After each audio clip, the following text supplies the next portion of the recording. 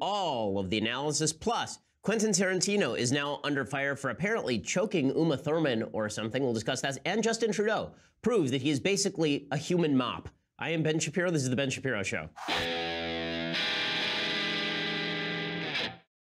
I have so many fantastic insults lined up for Justin Trudeau today, and I cannot wait to use them. I mean, I just have a whole pile of them just lined up before me. You can't actually see them. They're just off screen, but they are spectacular. We'll get to Justin Trudeau. The MeToo movement may be losing some of its luster. But first, we're going to say thank you to our sponsors over at Birch Gold. So if you look at the stock market today and yesterday and Friday, you might be thinking, now is a good time for me to be a little diversified. Now, I have most of my assets in the stock market, but I do have a significant portion of my assets in precious metals. The reason being that you never know when the government is going to inflate the currency. You don't know when the stock market is going to crash. You don't know. And that means that you ought to be hedging your bets at least a little bit. And that's where my friends at Birch Gold come in. Birch Gold Group has a long-standing track record of continued success with thousands of satisfied clients, countless five-star reviews, and A+ rating with the Better Business Bureau. Contact Birch Gold Group right now. You receive a free information kit on physical precious metals. This comprehensive 16-page kit shows how gold and silver can protect your savings and how you can legally move your IRA or 401k out of stocks and bonds and into a precious metals IRA. To get that no-cost, no-obligation kit, go to birchgold.com/Ben. That's birchgold.com/Ben. Again, they're the folks that I trust with precious metals investing. Birchgold.com/Ben. Use that /Ben so that they know that we sent you. I mean, when the economy is this volatile, it's not necessarily a bad thing to have some of your money in precious metals. Birchgold.com/Ben. Okay, so speaking of the economy, the stock market dropped 1,000 points yesterday. It had gone all the way down 1,600 points yesterday. That followed a 666-point drop on Friday. Today, the stock market is basically bouncing around. It's last I checked, it's up by 56 points or so. But you never know. On days like this, you really don't know until about 3 p.m. Like late in the afternoon, you're going to find out when the stock market basically get close to closing and people decide where they want to finish their portfolio for the day if there's a major sell-off at the end of the day. Now, everyone is going nuts about this. Oh my God, it was the single largest stock market drop in the history of the United States in terms of pure points. Well, who cares about pure points? That's stupid. That's like saying that the GDP every year in the United States goes up. In pure dollar amounts, that's true. In terms of percentage amounts, that's not necessarily the case in any significant order. And that's the case with regard to the stock market drop. Just because the stock market dropped 1,500 points at one point, it was about a 3%, 4% drop yesterday. That is not even close to the top 25 stock market drops of all time. So people who are saying that this is the end of the world are stupid. By the same token, now President Trump, I've been saying this for literally his entire presidency. The president of the United States, when he goes out and he uses the stock market increase as an indicator of economic health, I said this while Obama was president. I've been consistent in saying it while Trump was president. The stock market is not a good reflection of the underlying economic fundamentals. Plus, the stock market is not the responsibility of any one president. So the idea that President Trump came into office and therefore he is responsible solely for stock market increases and decreases is stupid. I said the same thing about President Obama, so I've been entirely consistent on this point. Another thing to know, when you see headlines saying that trillions of dollars wiped out in wealth, billions of dollars wiped out in wealth, not unless you're one of the people who actually sold, right? So if you have a 401k, your 401k is worth less than it was yesterday at the beginning of the day. Sure, that's true. If you tried to sell it, it would be worth less. But are you selling your 401k today? Do you have to cash out today? If you're not cashing out today, the answer is you lost zero money. This is why Warren Buffett was famous for saying things like during the 2008 crash, people would say, well, your entire portfolio, you lost billions and billions of dollars. And Buffett would say, well, no, I didn't. I didn't sell. I didn't lose anything. And when the real estate market goes down, if you don't sell your house, you didn't lose any money. The value of your house may have gone down, meaning if you sold your house, what would it be worth today? But if you're not selling your house today, what do you care? And consequently, when the stock market rises, when they say Jeff Bezos made $1 billion in a day, no, he didn't. He didn't sell any of his stock. I mean, the value of his stock went up. So presumably if you tried to sell his stock, the value would be higher. But if you're not buying and you're not selling, then you're not winning or you're not losing money or gaining money. And it's just the facts of life there, folks. The only people who may have lost money yesterday without actively selling are people who are on what are called margin calls, people who have margin accounts with a brokerage firm where they're basically borrowing money from their stockbroker in order to buy stock. And if the stock market goes down too much, then the stockbroker goes back to the person with the margin account and forces them to pay up some more money to buy more stock to keep the margins up to shape. But that's relatively rare unless you're a professional investor. Most people do not have margin accounts. So is it the end of the world? No, it's not the end of the world. And it's not just me saying this. The New York Times is saying this. Okay, the New York Times, which has an interest in putting forward the notion that Donald Trump is leading to economic collapse. Neil Irwin over at the New York Times says, ignore the stock market. The underlying economy looks fine. He says, what is the stock market telling us with its precipitous drop over the last several days? In all likelihood, not much of anything. That's because the stock market, though crucial in the long run for individuals accumulating wealth and companies raising capital, is so erratic as to be useless in providing information about the short run. The 8.5% drop in the S&P 500 could signify the onset of a global recession. It could also mean that some trading algorithms at a big hedge fund collided in weird ways. For what really matters, the well-being of the economy, look first to fundamental economic data. Second, look to bond market and other financial market indicators that are more reliable measures of investor expectations than stock prices. Basically, there's a theory going around over the last few days that the reason the stock market had a drop is because, number one, the wage data was goods, meaning the wage data went up, and so that meant that profit margins of companies were going down, so people sold some stock.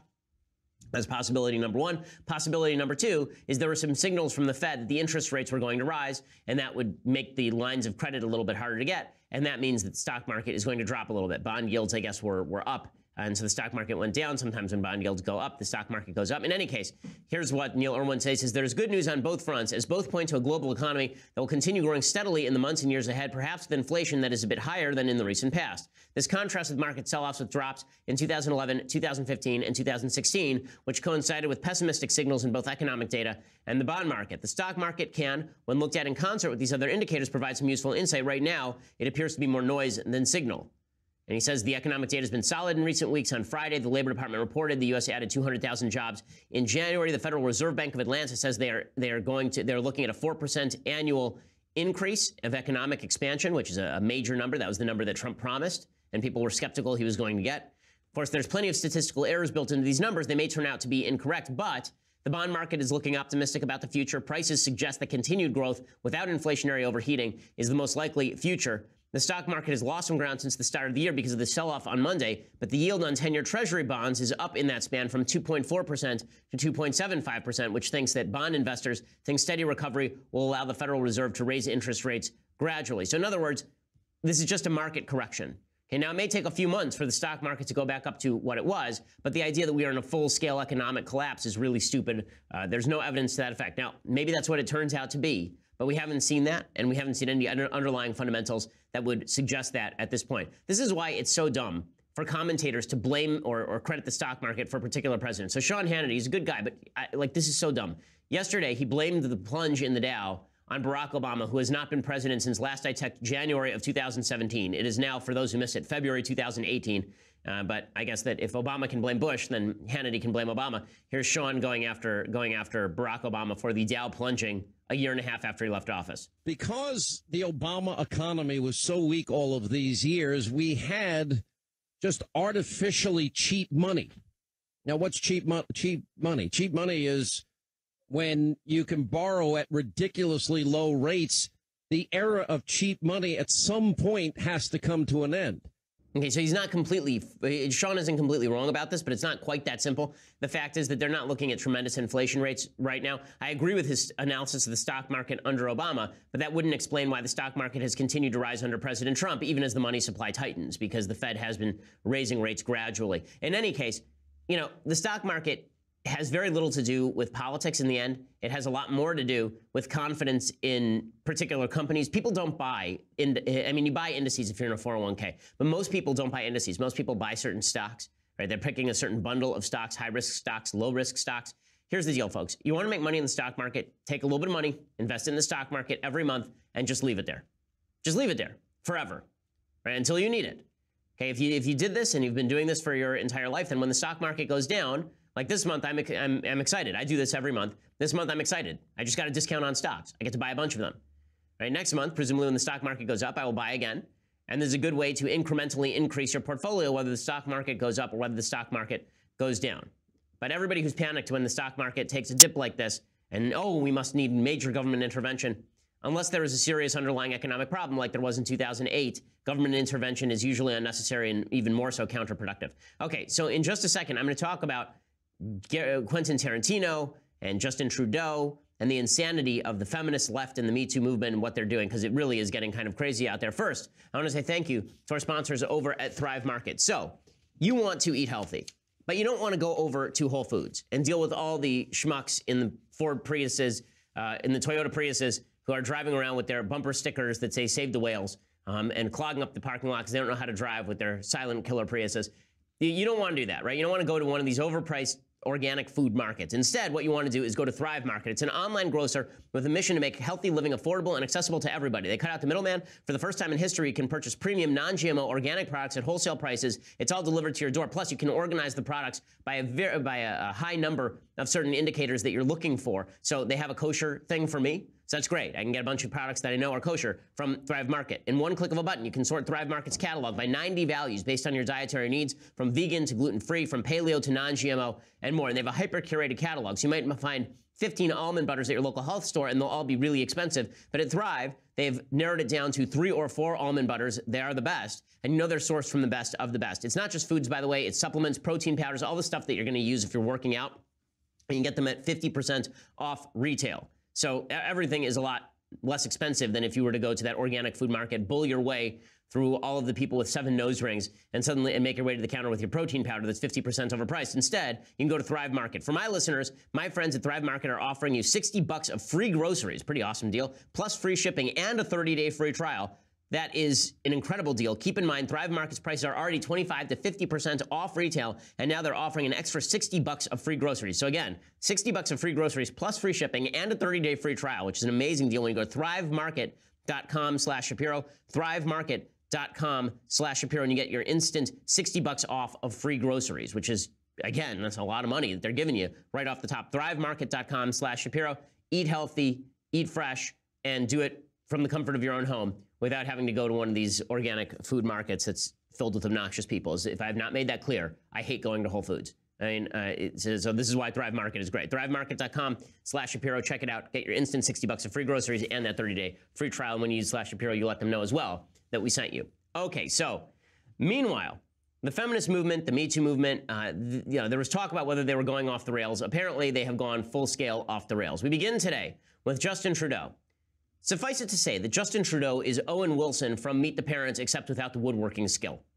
Justin Trudeau is one of the more obnoxious, sycophantic, ridiculous, idiotic teenage girls in a boy's body that I've ever seen. I mean, it's insane. The guy's only famous because his dad was Gary Trudeau. His previous life, what did he do in his previous career? I can't remember. It was something ridiculous. It was like he was a grocery checker or something dumb. He was not that grocery checkers are dumb, but it's not really a qualification for being Prime Minister of Canada. His career before that, let's see. In 2009, he was appointed to the Liberal Party's critic for youth and multiculturalism. In 2011, he was appointed as critic for secondary education. He worked as a teacher in Vancouver. He completed 1 year of an engineering program, 1 year. And then 1 year of a master's program in environmental geography. And he worked and he was an athlete or something. And so there's a bunch of pictures with his shirt off, and apparently this makes the lady swoon or some such nonsense. In any case, Justin Trudeau was on camera, and he said several silly things on camera. Here is one of the silly things that he said on camera. He was asked, someone wanted to ask him a question about mankind. The person asking the question happened to be a female student, like a woman.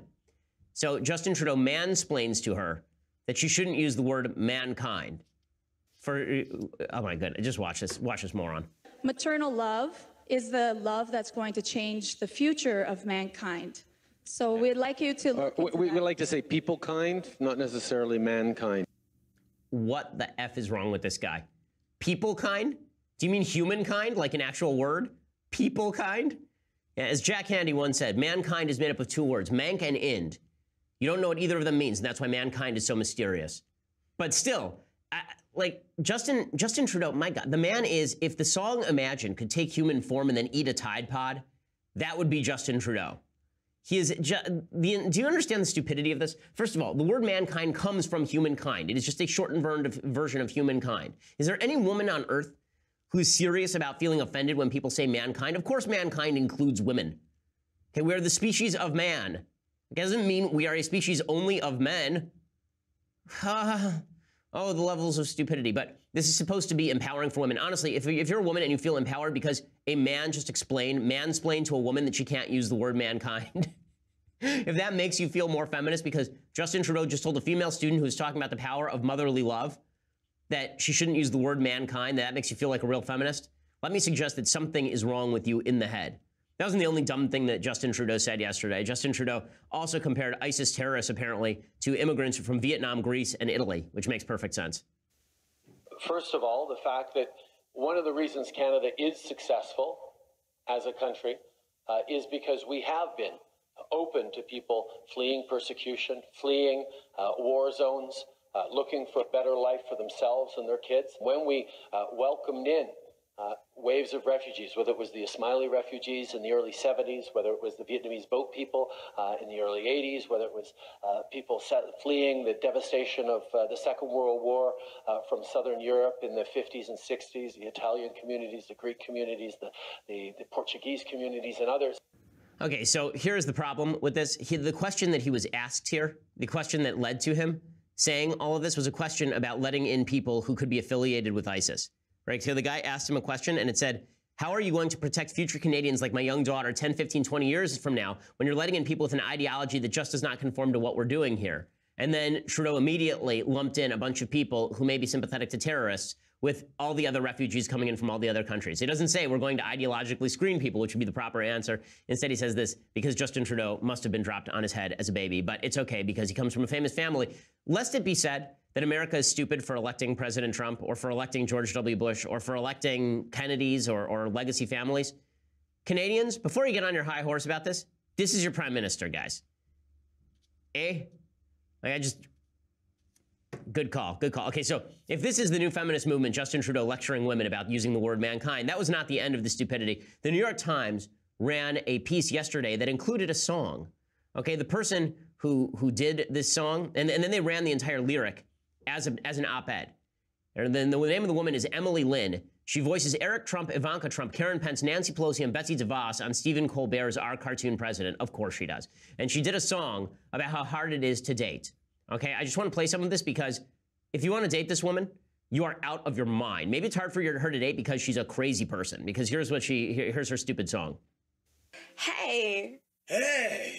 Have you been reading the news? Yeesh, maybe let's order some booze. Well, I'd really like to hear about your views. This movement's gotten just a touch out of hand. Well, change only happens after taking a stand. Hey, would you ever want to come see my band? What did you say? That's not okay. I'm feeling triggered and you've ruined my day. Hey, ho, ho. Donald Trump's gotta go. Join the resistance, you tone-deaf Joe Schmo. Why wouldn't you want to date this?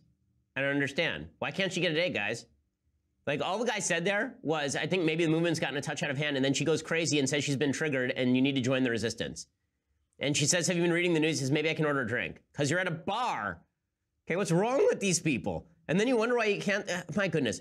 I love this. It continued along these lines, by the way, this crazy lady playing her ukulele, like Michael Knowles. And it continues. She says, this is one, she says, this guy's garbage. He's clearly a foe. Why? Because he said he wanted to order a drink. Maybe she'd want to come see his band. Yeah, that's sexual predation now. It continued along these lines, by the way. She says, you see, we're victims of systemic oppression. And the guy says, yeah, but thank God we're in a time of progression. And then she says, your deflection is a microaggression. And the guy says, I didn't mean it. Please don't be mad. And she said, oh, buddy, do you have more to add? And he said, hashtag not all men are that bad. And then she says, what did you say? That's not okay. I'm feeling triggered in every which way. Doesn't that plant look great? Go ahead, masturbate while I call Ronan Farrow to break up this date. Singing, ooh, men are toxic. Ooh, why on earth am I straight? Why on earth are you not in an insane asylum? I mean, my goodness. The guy legitimately says, in your little made-up mind, right? This conversation never happened. This is in your little made-up mind, right? That we're in a time of progress for women. True, but that's a microaggression. Then he says he didn't mean it. He backs off, and then he says that not all men are bad. And then she says that that's a microaggression. He's just like Harvey Weinstein. And then there's another one where she says, so I assume you've roofied my beer. And the guy says, man, that joke is way too severe. And she said, well, we've had a terrible year. And he says, I swear I sympathize with your plight. And she said, how? You're a straight cisgendered man who is white. And the man says, wow, can I say anything right? And she says, what did you say? That's not okay. My cat person doesn't exist anyway. Unless it's my cat, that's it. I'll marry my cat. He wouldn't hurt me because he's not like that. And then the cat says, I can't consent. She says, fair enough. Okay, maybe the problem here is that, oh, my goodness. Okay, so there are no more words. There are no more words. This was on the op-ed page of the New York Times. So maybe she's joking. But it's not clear that she's completely joking about herself. It seems like she's just treating men like men are all crazy. So that's just awesome. It was called the Dating Blues #MeToo. That's what the actual name of the piece was. So well done, New York Times. Okay, that wasn't the end of stupidity. So you want to talk about where MeToo should be useful? So Quentin Tarantino was caught on audio years ago saying to Howard Stern that he thought Roman Polanski had not raped a 13-year-old girl. It is impossible for a 13-year-old girl to consent. The girl was roofied and she was drugged, and then she was given alcohol, and then she was anally raped, apparently, by Roman Polanski back when she was 13 years old, back in the 1970s. Now, to be fair, Whoopi Goldberg said the same thing you're about to hear Quentin Tarantino say, and she has a spot on The View. But she's a lady, so I guess she's allowed to say that. Here's Quentin Tarantino saying something truly awful. But that's not why he's in trouble today. Guilty of having sex with a minor. All right. That she didn't want to have. No, that was not the case at all. She wanted to have it. Well, and dated the guy, and she was 13 and found out. Well, and by the way, we're talking about America's morals. We're not talking about the morals in Europe and everything. All right. Wait a second. Morals in you have Europe, morals in sex China. with a 13-year-old girl, and you're a grown man. You know that that's wrong because she has giving her booze and pills. I'm not. Look, she was down with it. Oh, you're crazy. And she's talked about it. She's talked about it. Oh, now she's an adult. So crazy. Okay, so this is not what he's in trouble for, right? If he'd been in trouble for this, that would have made sense like years ago when he actually said it. But that's not actually why Quentin Tarantino is in trouble. Quentin Tarantino is in trouble because there is an article from Maureen Dowd in which Uma Thurman accuses Quentin Tarantino of making her drive a car. Yes, really, in America, we're so sexist we force women to drive cars, as opposed to Saudi Arabia, where we don't let women drive, where men don't let women drive cars. So I want to tell you the whole story because I'm not a Quentin Tarantino fan. I'm not a Quentin Tarantino defender. I mean, you can hear from that clip. I think Quentin Tarantino is kind of trash. And when I say kind of trash, I mean I think that he's actually trash. But the extension of the Me Too movement out to things that the Me Too movement was not meant to cover grows apace and is pretty nuts. And I'm going to talk about that in just a second. First, I want to say thank you to our sponsors over at, oh yes, Man Crates.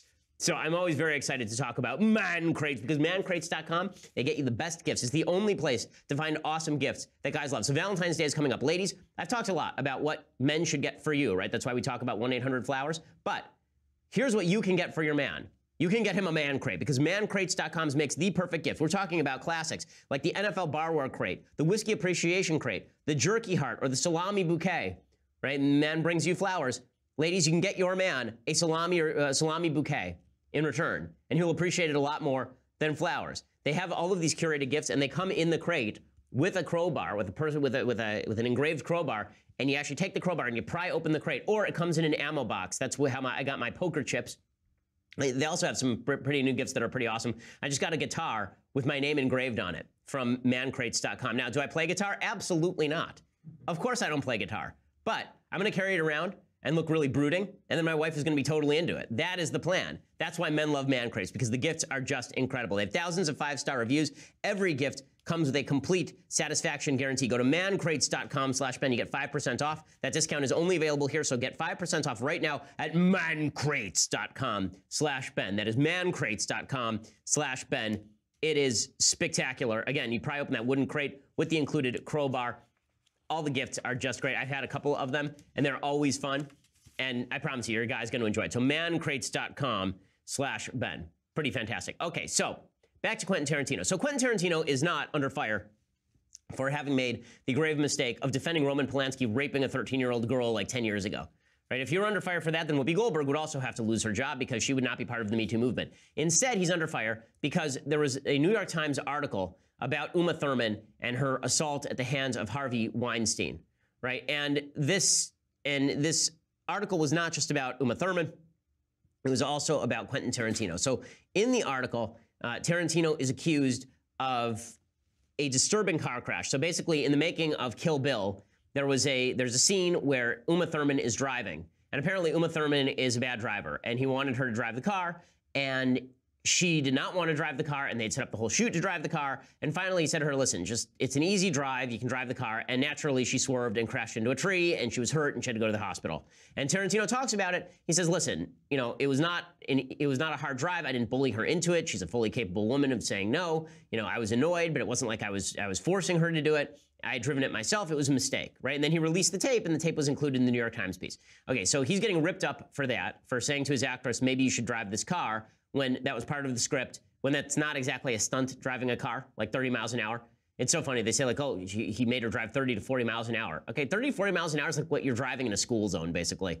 I guess you're not supposed to drive that fast in a school zone. It's how fast you're not supposed to drive in a school zone. But for commercial districts, that is the speed limit. So we're not talking about gunning it to 80 miles an hour and him making Uma Thurman do it. And then Uma Thurman complained because in one scene apparently, Quentin Tarantino personally choked her while the camera was on, and another he spit on her while the camera was on. And so he explains why all of that happened. And what he says is, listen, this was part of the movie. Right, part of the movie. And if you've ever seen Kill Bill, Kill Bill is an insanely violent movie. It's one of the most violent movies ever made. The whole thing is a revenge flick, a revenge fantasy flick, in which people have limbs cut off, in which blood is everywhere. There's a scene where Uma Thurman takes out like 50 guys. There's another scene where she kills a mother. Right? I mean, she's like she has a baby carved out of her. I mean, like it's really egregious. The movie. It's a violent porn flick, and that's what Tarantino does. Tarantino is a director I've always disliked. I've always thought that Quentin Tarantino is basically a snuff film director who makes a few scenes that are really great. Like the opening scene in Inglourious Basterds is fantastic, but he can't sustain anything longer than 12 minutes of interest. But here is what he says about the spitting and the choking. So in the article, this Deadline Hollywood interviewing Quentin Tarantino. In this article, Uma complains about being choked by you in a scene. He says, let me address that. According to Uma, you know there are not quotes around that. Uma didn't share that with Maureen Dowd. Maureen Dowd interviewed other people on the set who mentioned it to her. If you notice, all that choking and spitting stuff is not in quotes from Uma. It's part of Maureen Dowd's prose. For some reason, there's a lot of hay being made out of this, which I don't understand at all. You've seen movies where somebody spits in somebody's face. And Deadline Hollywood says many. He says, well, that's what that was, a scene where somebody spits in somebody's face. I can explain why I did it exactly, but my question is, what's the effing problem? And he's sort of right. It's in the script that she is spit on, right? And then he explains why he personally spit on her, right? So he says, we've all seen movies where people get spit in the face. I'm assuming if it was a two-shot and Michael Madsen spat in her face, that probably wouldn't be an issue. But that wasn't the shot. The shot was Michael Madsen had snuff juice, and you see him spit out a stream of snuff juice. Got to Uma's face on the ground, and you see it hit her. Naturally, I did it. Who else should do it? A grip? One, I didn't trust Michael Madsen because I didn't know where the spit's going to go if Michael Madsen does it. I talked to Uma and I said, look, I've got to commit to doing this to you. We even had a thing there. We were going to try and do it with a plunger and some water. But if you had snuff juice to water, it didn't look right. It didn't look like spit when I hit her when we tried that. It needed to be a mix of saliva and the brown juice. So I asked Uma, I said, I think I need to do it. I'll only do it twice at the most, 3 times. But I can't have you laying here getting spit on again and again because someone else is messing it up by missing. It's hard to spit on people, as it turns out. So apparently Quentin Tarantino fancies himself a spit expert. Right? He's especially good at expectorating Tui, the Gaston from Beauty and the Beast. But in any case, he says that he didn't trust Michael Madsen with this kind of intricate work of spitting in Uma Thurman's face, so he did it himself. And he says, I'm not going to have a grip do it because the grip's going to be intimidated, so he'll screw it up. So they did 3 takes, and Uma said, if you really need a 4th one, go ahead and do a 4th one.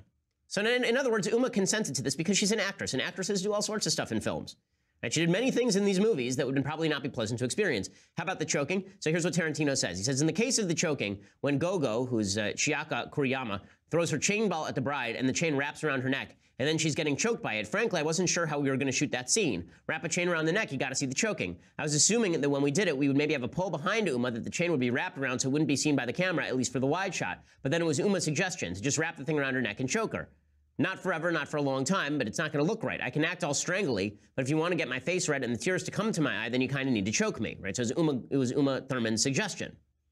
And so he did it again with Diane Kruger because it worked so well in Kill Bill. He says that when he did Inglourious Basterds, he went to Diane Kruger and said, look, I've got to strangle you. If it's just a guy with his hands on your neck, not putting any kind of pressure, and you're doing this wiggling death rattle, it looks like a normal movie strangulation. It looks movie-ish, but you're not going to get the blood vessels bulging or the eyes filling it with tears. You're not going to get the sense of panic that happens when your air is cut off. What I would like to do with your permission is just commit to choking you with my hands in a close-up. We'll do it for 30 seconds or so, and then I stop. If we need to do it a second time, we will. After that, that's it. Are you down to committing to it so we can get a really good look? It'll be twice, and only for this amount of time, and the stunt guy was monitoring the whole thing. Diane said, yeah, sure. She even said on film, on an interview, it was a strange request. By that point, I trusted Quentin Tarantino so much that sure. We did our 2 times, and then like Uma with the spitting thing, Diane said, okay, if you need it, do it once more, you can. This is an issue of me asking the actress. And 3, 2, 1. A bunch more bombshells breaking in the FBI texting scandal. Plus, President Trump wants a military parade, and Democrats are filibustering a government shutdown again. I'm Ben Shapiro. This is the Ben Shapiro Show.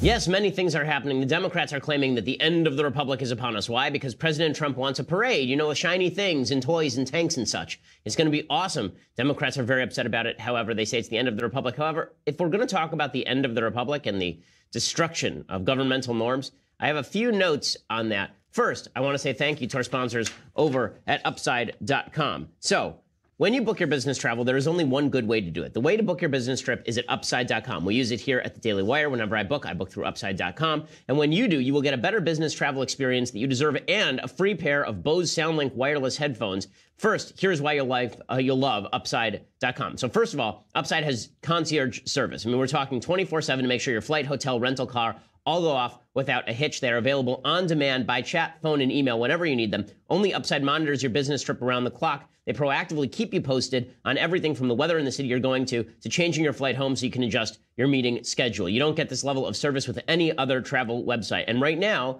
you can get a free pair of Bose SoundLink wireless headphones. So all you have to do is go to upside.com/Ben. That's upside.com/Ben. And when you book a trip, you get... And 3, 2, 1. A bunch more bombshells breaking in the FBI texting scandal. Plus, President Trump wants a military parade, and Democrats are filibustering a government shutdown again. I'm Ben Shapiro. This is the Ben Shapiro Show.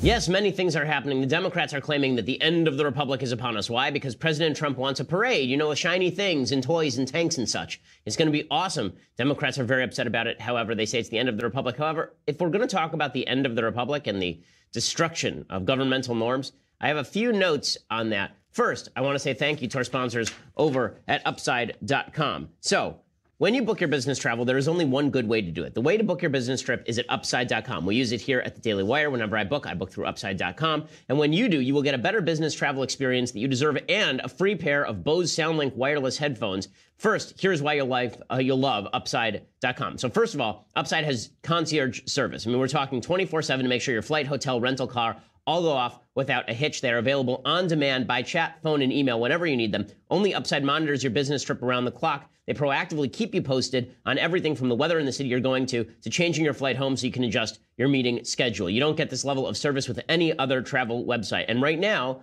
you can get a free pair of Bose SoundLink wireless headphones. So all you have to do is go to upside.com/Ben. That's upside.com/Ben. And when you book a trip, you get your Bose SoundLink wireless headphones. The headphones are available while supplies last. It has to be your first Upside purchase and a $600 minimum purchase required, which is basically a round-trip ticket. See the site for complete details, upside.com/Ben. That's upside.com/Ben. Again, when you use that /Ben, let them know that we've sent you. And also, you get the pair of Bose SoundLink wireless headphones. So pretty good sweetener just for using a site you should already be using for travel anyway. Alrighty, so the Democrats are very, very upset. Chuck Schumer, sounding off, Senate Minority Leader, he says that our government is becoming degraded. Republicans are silent about Trump. They won't speak up about Trump, and it's degrading our republic. Our republic is just falling apart at the seams. Here is Chuck Schumer. For partisan reasons, the president and his allies in Congress are systematically trying to weaken America's faith in the rule of law. And to a large extent, sadly, the leaders of the Republican Party have been silent. We desperately need more of our Republican friends to stand up and speak out, particularly the Republican leadership, because their silence is rapidly becoming complicity in the denigration of our republic. So as you know from this show, one of the things I hate most in politics is the sincere voice, where everybody goes down real low, like they mean it. And that's what you get from Chuck Schumer. It's a pretty good indicator the person's lying to you when they go to sincere voice. And if your spouse ever was talking to you and they said, honey, I really took out the garbage, you can be guaranteed that the garbage never was taken out. It never happened. So these politicians are lying to you, but the Democrats are saying that the Republicans are destroying governmental norms. What was the big norm that was destroyed yesterday by President Trump? The big norm that was destroyed yesterday by President Trump is that Trump says he wants a military parade. So according to CNN.com, he has asked the military for a parade, and the Pentagon is reviewing potential dates. So the White House press secretary, Sarah Huckabee Sanders, she said in a statement, Trump had asked the Defense Department to explore the idea. She says, President Trump is incredibly supportive of America's great service members who risk their lives every day to keep our country safe. He has asked the Department of Defense to explore a celebration at which all Americans can show their appreciation. And the Washington Post reported last month that Trump wanted a military parade. Apparently, he visited France, and he really liked the Bastille Day military parade. He said last September in a conversation with the president of France, Macron, that when he came back from France, he wanted a military parade on the 4th of July in Washington. There are a lot of people who are looking at this and saying, well, why do we need a military parade? I mean, number one, it costs a lot of money. Number two, the idea of tanks rolling down American civilian streets when we haven't just won a war, we're not actually celebrating anything, or not on Memorial Day or not on Veterans Day, is kind of weird. Like to just randomly do a military parade in the middle of Washington, D.C. so that Trump can stand there and look over the troops that he commands seems kind of not an American thing. Like the last military parade we had in the United States was 1991. That was after the Gulf War, after we won the Gulf War, and George H.W. Bush had a military parade so we could celebrate the returning service members. We had a couple back in the 1960s. We had one under JFK. There's one under FDR, which is really creepy because there's actually like a giant head of FDR, like a giant bust of FDR that was in the parade. It's all real weird. Look, is it something that I love the idea? I don't love the idea of this. I love the idea of honoring the military. That's why we have 2 days honoring both the fallen members of the military and the members who have served, right? We have Veterans Day, we have Memorial Day. And we should all take time out and we should pay homage to the military. That's something that we should do on a regular basis. But the idea that Trump wants his military parade so he can stand there and look over it, I find kind of weird. Again, appreciation for the military is one thing. Trump wanting to imitate France because look at all the pretty jets seems to me a little bit weird as well. Is it, however, the end of the world? Is it something where you look at it and you go, this is destroying the fabric of the republic? No. No. Is it a waste of time and money? I kind of think so. Is it something where, we actually need to do it? Is it something that Trump is doing for his own personal gratification? Kinda. But is it the end of the republic as we know it? No, but it doesn't matter. The Democrats naturally are going crazy because they'll go crazy over anything. Representative Jackie Speier from California, she says that Donald Trump is clearly like Napoleon. What's your reaction to that idea? I was stunned by it, to be quite honest. I mean, we have a Napoleon in the making here, and I believe that we have so many issues around the world in terms of preparing for wars that are ongoing and wars that may be, in the offing because of what's happening in North Korea, that I would say that it's really a waste of money. And I think everyone should be offended by his need to always be showing. He's truly Napoleon-like. Okay, come on. Just silly talk. Okay, and then Jeff Flake gets up yesterday on the floor of the Senate. We discussed that President Trump had said the Democrats, or he joked, the Democrats were participating in treason when they didn't clap for him in the middle of the State of the Union, which, as I said, was a dumb remark. He was obviously joking. Jeff Flake, who is not running for re-election in the Senate in Arizona because he would probably lose, he has now made it his mission to go on the floor of the Senate every chance he gets and say things about Trump so that he can presumably primary him in 2020. Here is the senator from Arizona. I wish I could stand here today and say that my words of last October have been proven wrong, that I had been unfair to inveigh against the daily sundering of our country, that I had been mistaken about the personal attacks, that I had exaggerated the threats against principles, freedoms, and institutions, the flagrant disregard for truth and decency. I have seen the president's most ardent defenders use the now weary argument that the president's comments were meant as a joke, just sarcasm, only tongue-in-cheek. But treason is not a punchline, Mr. President. Okay, so, again, is this over the top? Yes. Is it, listen, should Trump have said any of that stuff? No, but the idea that Trump is degrading the republic beyond belief. Okay, the election of Donald Trump versus Hillary Clinton was the worst choice ever. Okay, remember, all the way back, forget about what Trump has done since that I like, all his policies. The election between Donald Trump, a guy who's manifestly character-free in many ways, and Hillary Clinton, the most corrupt politician in modern American history, that was not a good election. Okay, if we're going to talk about stuff that degrades the republic, however, stuff that has real impact on the republic, we can't start with Trump saying stuff about military parades or suggesting that Democrats were treasonous for not clapping for him. As I mentioned yesterday, Democrats said for years that you were treasonous if you did not sufficiently support Barack Obama's agenda. They said it over and over and over. They suggested the Tea Party were actual terrorists for not supporting Barack Obama's big spending agenda. All of that was stupid. None of it made any sense. But nobody said at the time that this is the death of the republic. They say it because it's Trump. And of course, Democrats are going over the top about all this stuff because this is where they think they're going to win. They think they're going to win by just crying not normal over and over and over. Joe Biden did this as well. Joe Biden comes out and he says that Trump is a joke doing everything that Vladimir Putin ever wanted. This is the first president to make a full-throated, unvarnished attack on the entirety of the FBI. What do you think they're thinking in Moscow? This is doing everything that Putin ever wanted. I just marvel at some of the things he says and does. Like, what, 2 days ago, anybody didn't stand up and clap for him was un-American and then maybe even treasonous? They say it was tongue-in-cheek. Democrats can't take a joke. Well, let me tell you, he's a joke. No, he's a joke. So Biden obviously wants to run in 2020 as well. Remember, Joe Biden is the guy who got up in the middle of the 2012 election cycle and said Mitt Romney wanted to put y'all back in chains.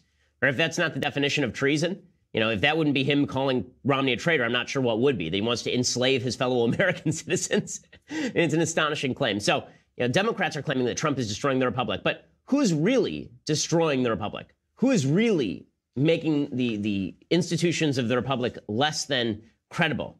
Well, it really is not Trump so much. It really was the Obama administration. I have a lot to say on this particular subject. There's some breaking news I want to bring to you. But first, I want to say thank you to our sponsors over at 1-800-Flowers. So, Valentine's Day is coming up. And you're lazy. You know that you're not going to do anything up until the day of Valentine's Day. And then you're going to rush over to the local grocery store and you're going to pick up a box of chocolates and bring it home to your wife. And she's going to look at you like, this is all you did? Well, that's why you should instead be going over to 1-800-Flowers.com right now. They always have my back in tight situations, as I mentioned when I went to the Super Bowl, and my wife was not super fond of it. That meant it was a good time for 1-800-Flowers.com. Right now, you can get 18 enchanted roses for only $29.99. 18 enchanted roses for just $29.99. It's an amazing offer from 1-800-Flowers.com. It's a gorgeous bouquet featuring radiant pink and red roses, the perfect Valentine's surprise she is guaranteed to love. And she will never guess how good the deal was and that you didn't spend that much money on her. So if you're just a cheap SOB and you weren't going to spend that much money on your spouse, then you can at least get her something really nice anyway. And that's what 1-800-Flowers.com is for. They are the rose authority. To order 18 enchanted roses for just $29.99, go to 1-800-Flowers.com, click the radio icon, and use promo code Shapiro. Remember to use that promo code Shapiro so you get the special deal. Valentine's Day is almost here. You need to order today. 1-800-Flowers.com, promo code Shapiro. Again, you get 18 enchanted roses for just $29.99. 1-800-Flowers.com, and use promo code Shapiro to get that done. Okay, so there is a bunch of breaking news that shows who is really endangering the institutions of the republic. And the answer is it was the Obama administration. I mean, there are a lot of problems that I've had with the Trump administration, but when we talk about destroying the institutions of the American republic, there was so much going on in the last election cycle that was troublesome. And before that, for the last 8 years before that, I mean, I wrote a full book on all of the corruption inside the Obama administration called The People versus Barack Obama. It's worth reading.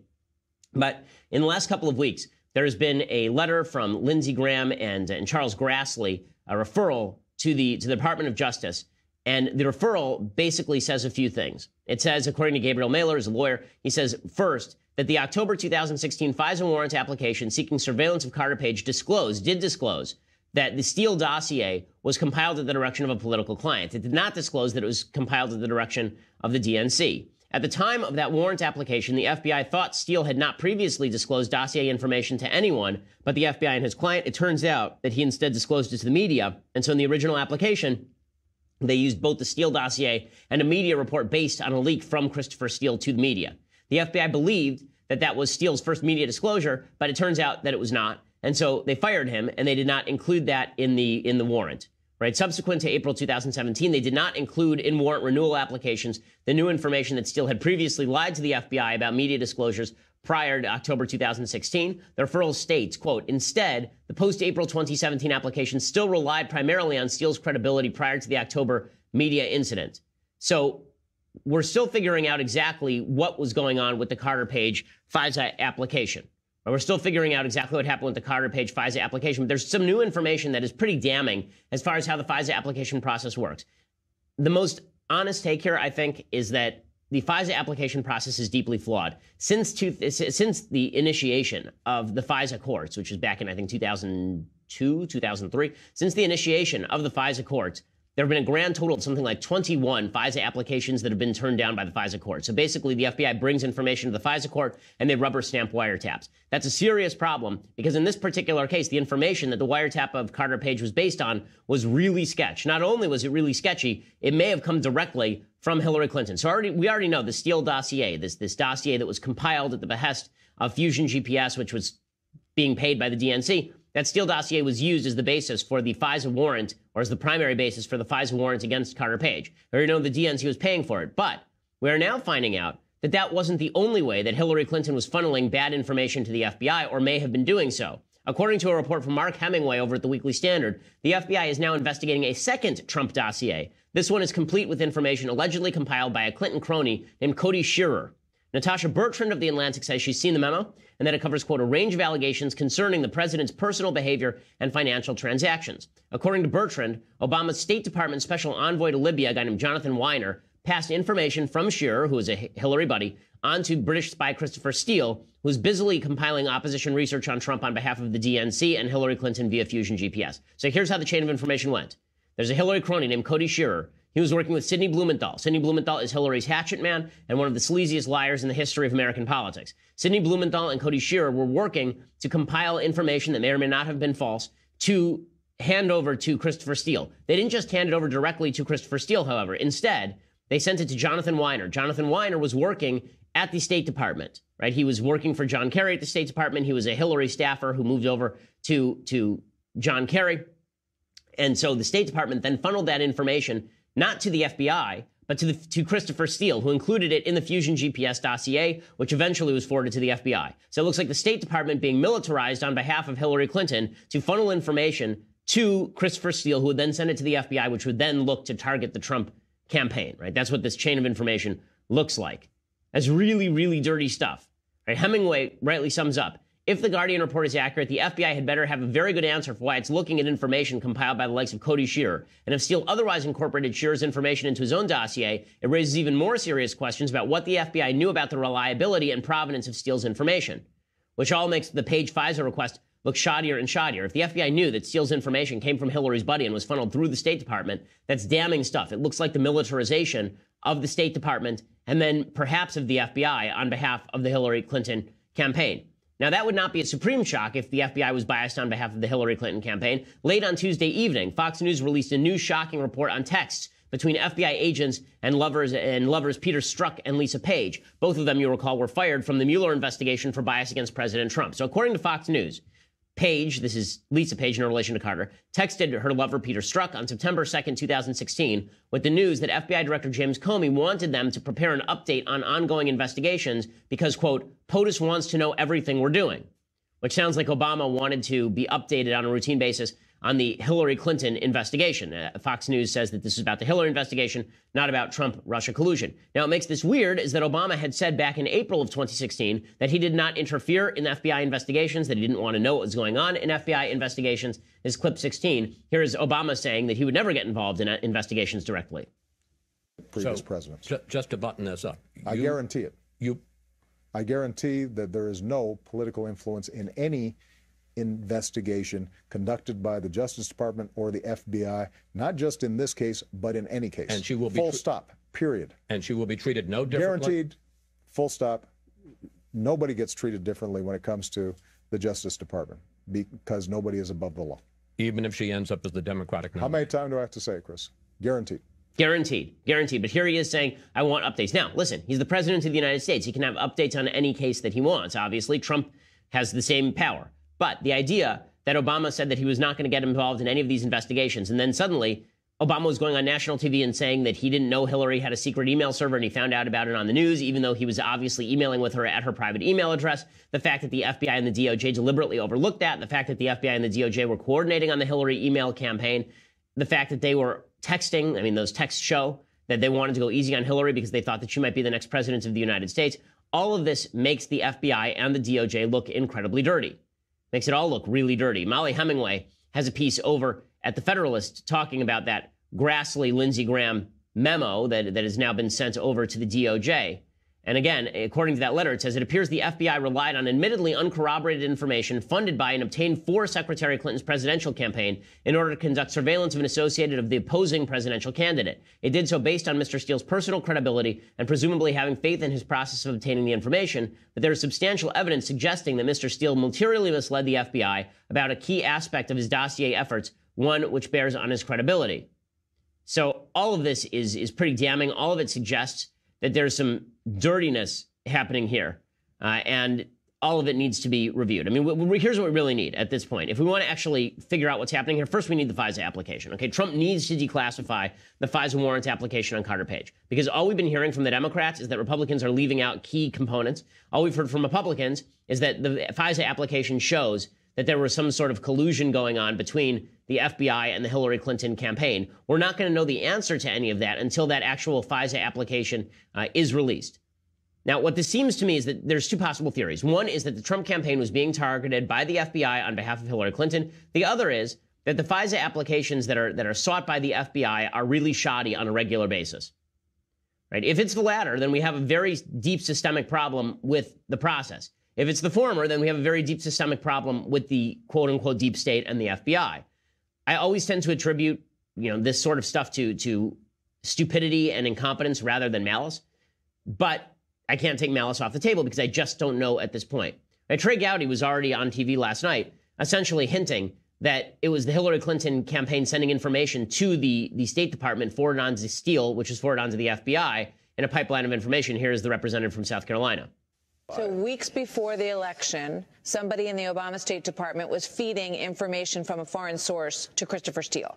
When you hear who the source, one of the sources of that information is, you're going to think, oh, my gosh, I've heard that name somewhere before. Where could it possibly have been? And the foreign source? The domestic source. And I'm trying to think how Secretary Clinton defined him. I think she said he was an old friend who emailed her from time to time. Sidney Blumenthal? That'd be really warm. You're warm. Yeah. So it is Sidney Blumenthal, apparently, according to Trey Gowdy, all of which should be deeply troubling to anyone of decent mind. Meanwhile, I mean, if you want to know, who's destroying the institutions in the United States, it doesn't help when Trump attacks institutions wrongly. I've attacked him when I thought that he was doing so.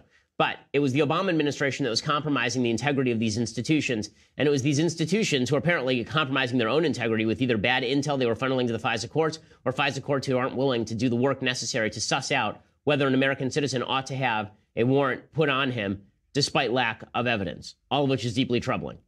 Right? Again, the Democrats are willing to believe pretty much anything. Adam Schiff, the Democrat, he essentially said yesterday that he was caught on tape being pranked by radio hosts who claimed they had naked pictures of Trump. That just shows how willing the Democrats are to believe anything about President Trump. Okay, and so Bouzova met with Trump in New York at some point after the 2013 Miss Universe. Yes, absolutely. And she got compromising materials on Trump after their short relations. Okay. And what's the nature of the compromise? Well, there were pictures of naked Trump. Okay. And so Putin was made aware of the availability of the compromising material?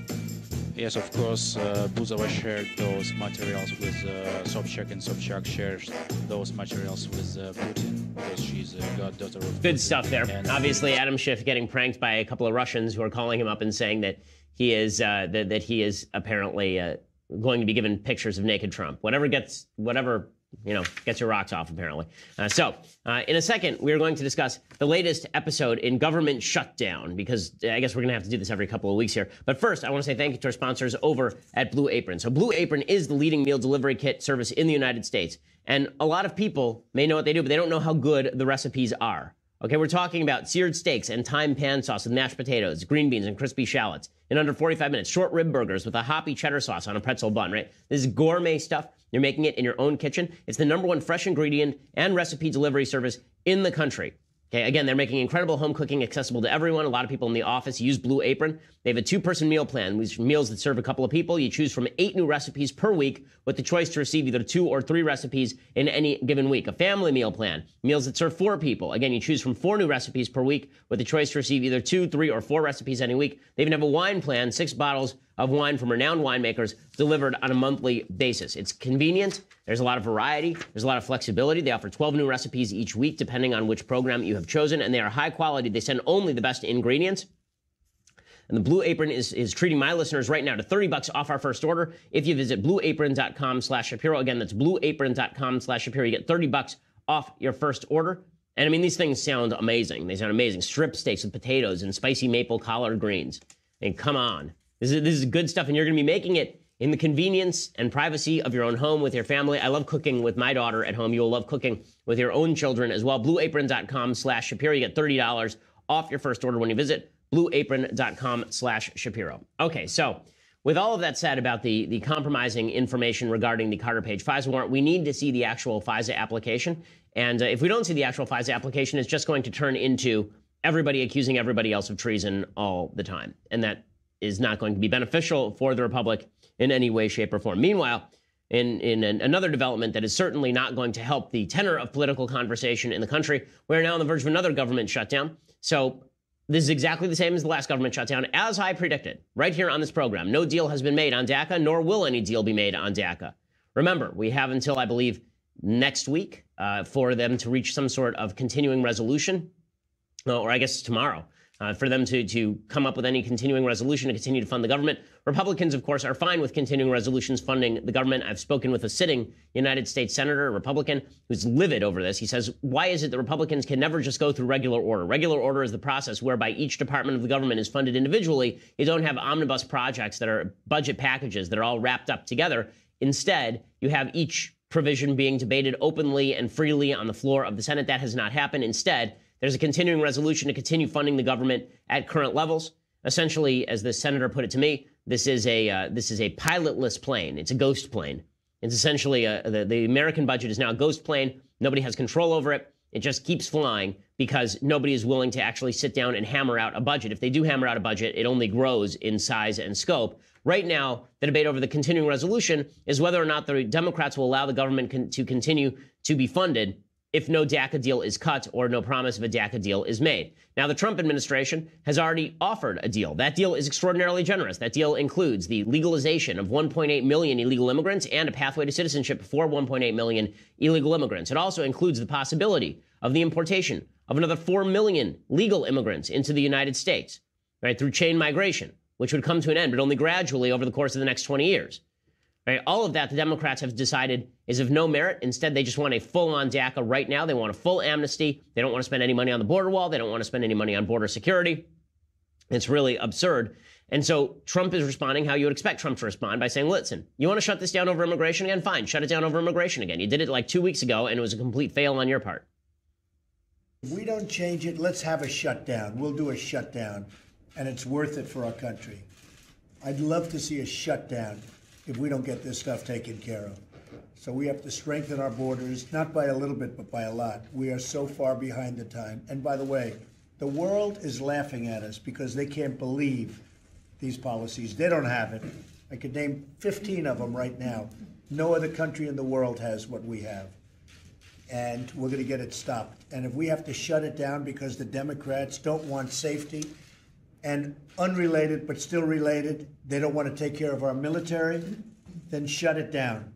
Okay, we'll go with another shutdown. Right, now Trump continuing to say shut it down, shut it down, shut it down is not good politics. He should be blaming Democrats for the shutdown, saying, listen, I want the budget, you want the budget, everybody wants the budget. They won't give it to us because of DACA. That would be the smarter way to do this. But what he's saying is essentially correct, that if the Democrats decide to shut this thing down over immigration again, I don't understand how this is any different than it's been since we did this like 2 weeks ago. Remember, we did this 2.5 weeks ago. And at the time, Chuck Schumer argued that we should shut down the government over DACA. It failed. The shutdown started Friday. It ended Monday. And he got essentially nothing for his trouble other than some bad poll numbers. So Trump is exactly right here to hold the Democrats' feet to the fire.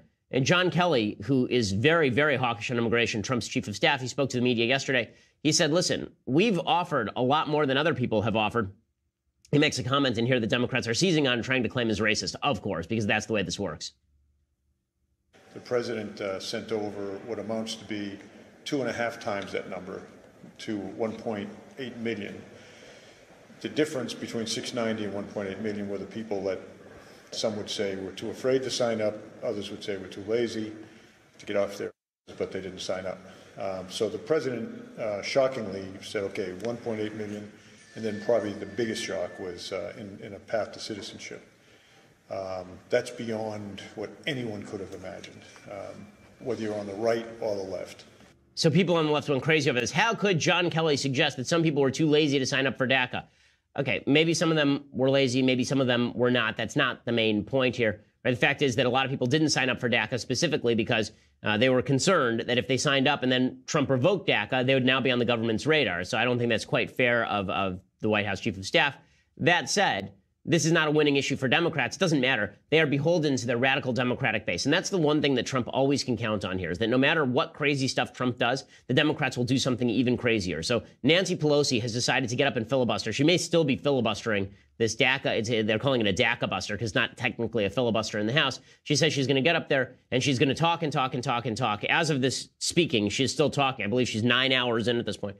And she's still jabbering on about why it is that we can't pass a budget, why we can't fund the government, because we need to instead cut a deal legalizing all illegal immigrants, not just in exchange for border security, but just plainly. So here's Nancy Pelosi starting to jabber about this today. The Republican moral cowardice must end.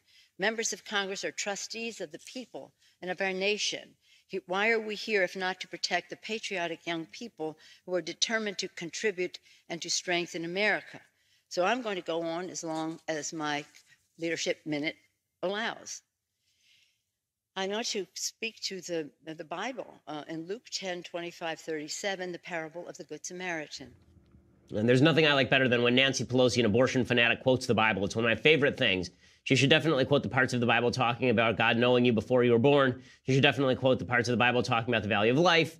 She should definitely talk about the parts of the Bible talking about same-sex marriage. She should talk about all the parts of the Bible that are a little less convenient for her than these broad-based notions that we have to take in every immigrant on earth, which of course is not true and is not necessarily mandated by the Bible. The Bible is full of walls, right? The Bible is full of injunctions about who can marry whom and which people are allowed to intermingle with which other people.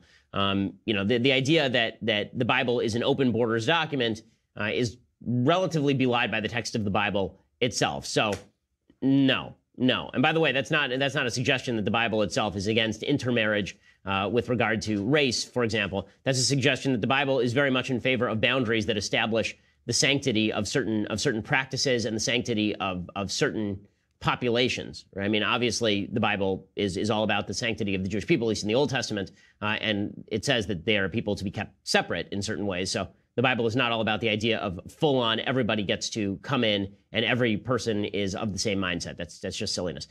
All of this is to say that Nancy Pelosi is now willing to shut down the government again over DACA. The Democrats are willing to shut down the government again over DACA. This is a big mistake by them. It is a huge mistake by them. And in 1 second, I'm going to explain why it's a big mistake by them. But first, you're going to have to go over to dailywire.com right now and subscribe. So for $9.99 a month, you can get a subscription to dailywire.com. The Democrats are claiming that the end of the republic is upon us. Why? Because President Trump wants a parade, with shiny things and toys and tanks and such. It's going to be awesome. Democrats are very upset about it. However, they say it's the end of the republic. However, if we're going to talk about the end of the republic and the destruction of governmental norms, I have a few notes on that. First, I want to say thank you to our sponsors over at Upside.com. So, when you book your business travel, there is only one good way to do it. The way to book your business trip is at Upside.com. We use it here at the Daily Wire. Whenever I book through Upside.com. And when you do, you will get a better business travel experience that you deserve and a free pair of Bose SoundLink wireless headphones. First, here's why you'll love Upside.com. So first of all, Upside has concierge service. I mean, we're talking 24/7 to make sure your flight, hotel, rental car all go off without a hitch. They're available on demand by chat, phone, and email whenever you need them. Only Upside monitors your business trip around the clock. They proactively keep you posted on everything from the weather in the city you're going to changing your flight home so you can adjust your meeting schedule. You don't get this level of service with any other travel website. And right now, you can get a free pair of Bose SoundLink wireless headphones. So all you have to do is go to upside.com/Ben. That's upside.com/Ben. And when you book a trip, you get your Bose SoundLink wireless headphones. The headphones are available while supplies last. It has to be your first Upside purchase and a $600 minimum purchase required, which is basically a round-trip ticket. See the site for complete details, upside.com/Ben. That's upside.com/Ben. Again, when you use that /Ben, let them know that we've sent you. And also, you get the pair of Bose SoundLink wireless headphones. So pretty good sweetener just for using a site you should already be using for travel anyway. Alrighty, so the Democrats are very, very upset. Chuck Schumer, sounding off, Senate Minority Leader, he says that our government is becoming degraded. Republicans are silent about Trump. They won't speak up about Trump, and it's degrading our republic. Our republic is just falling apart at the seams. Here is Chuck Schumer. For partisan reasons, the president and his allies in Congress are systematically trying to weaken America's faith in the rule of law. And to a large extent, sadly, the leaders of the Republican Party have been silent. We desperately need more of our Republican friends to stand up and speak out, particularly the Republican leadership, because their silence is rapidly becoming complicity in the denigration of our republic. So as you know from this show, one of the things I hate most in politics is the sincere voice, where everybody goes down real low, like they mean it. And that's what you get from Chuck Schumer. It's a pretty good indicator the person's lying to you when they go to sincere voice. Now, if your spouse ever was talking to you and they said, honey, I really took out the garbage, you can be guaranteed that the garbage never was taken out. It never happened. So these politicians are lying to you, but the Democrats are saying that the Republicans are destroying governmental norms. What was the big norm that was destroyed yesterday by President Trump? The big norm that was destroyed yesterday by President Trump is that Trump says he wants a military parade. So according to CNN.com, he has asked the military for a parade, and the Pentagon is reviewing potential dates. So the White House press secretary, Sarah Huckabee Sanders, she said in a statement, Trump had asked the Defense Department to explore the idea. She says, President Trump is incredibly supportive of America's great service members who risk their lives every day to keep our country safe. He has asked the Department of Defense to explore a celebration at which all Americans can show their appreciation. And the Washington Post reported last month that Trump wanted a military parade. Apparently, he visited France, and he really liked the Bastille Day military parade. He said last September in a conversation with the president of France, Macron, that when he came back from France, he wanted a military parade on the 4th of July in Washington. There are a lot of people who are looking at this and saying, well, why do we need a military parade? I mean, number one, it costs a lot of money. Number two, the idea of tanks rolling down American civilian streets when we haven't just won a war, we're not actually celebrating anything, or not on Memorial Day or not on Veterans Day, is kind of weird. Like to just randomly do a military parade in the middle of Washington, D.C. so that Trump can stand there and look over the troops that he commands seems kind of not an American thing. Like the last military parade we had in the United States was 1991. That was after the Gulf War, after we won the Gulf War, and George H.W. Bush had a military parade so we could celebrate the returning service members. We had a couple back in the 1960s. We had one under JFK. There's one under FDR, which is really creepy because there's actually like a giant head of FDR, like a giant bust of FDR that was in the parade. It's all real weird. Look, is it something that I love the idea? I don't love the idea of this. I love the idea of honoring the military. That's why we have 2 days honoring both the fallen members of the military and the members who have served, right? We have Veterans Day, we have Memorial Day. And we should all take time out and we should pay homage to the military. That's something that we should do on a regular basis. But the idea that Trump wants his military parade so he can stand there and look over it, I find kind of weird.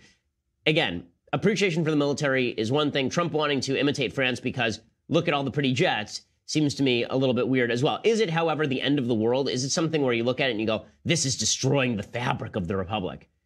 No. No. Is it a waste of time and money? I kind of think so. Is it something where, we actually need to do it? Is it something that Trump is doing for his own personal gratification?